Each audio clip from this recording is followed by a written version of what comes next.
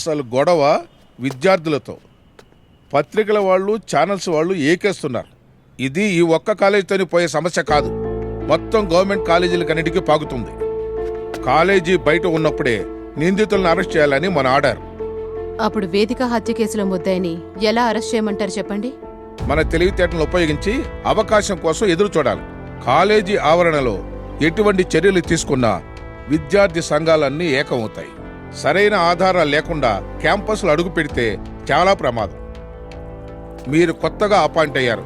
ఈ కేసులు మీరు చాలా జాగ్రత్తగా డీల్ చేయాలి. అంతేకాదు, ఎట్టి పరిస్థితుల్లోనూ క్యాంపస్లోకి పోలీసులు ప్రవేశించకూడదు. It's my order. సో ఎంత చక్కగున్నావే లక్ష్మి, ఎంత చక్కగున్నావే.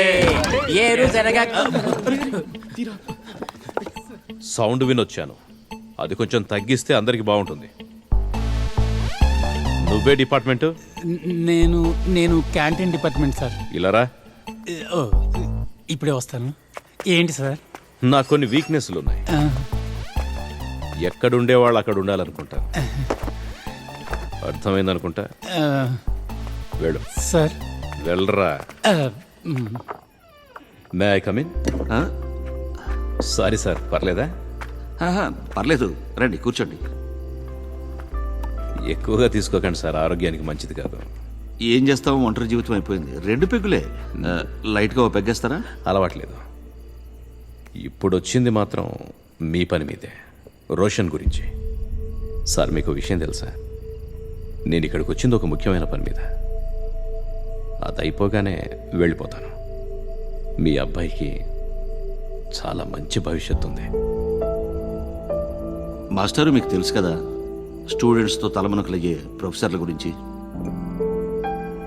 నేను నా కొడుకు ఇదే హాస్టల్లో ఉంటున్నాం. ఉన్నా సరే వాడు నాతో మాట్లాడు. ఫాదర్గా నేను జీవితంలో ఫెయిల్ అయ్యాను. నా కొడుకు దృష్టిలో నేను దోషిని. డివోర్స్ తీసుకున్నారా? ఎస్. పరిస్థితితో నాకు సంబంధం ఉందని వాళ్ళమ్మ వాదన. కానీ నిజమేమిటంటే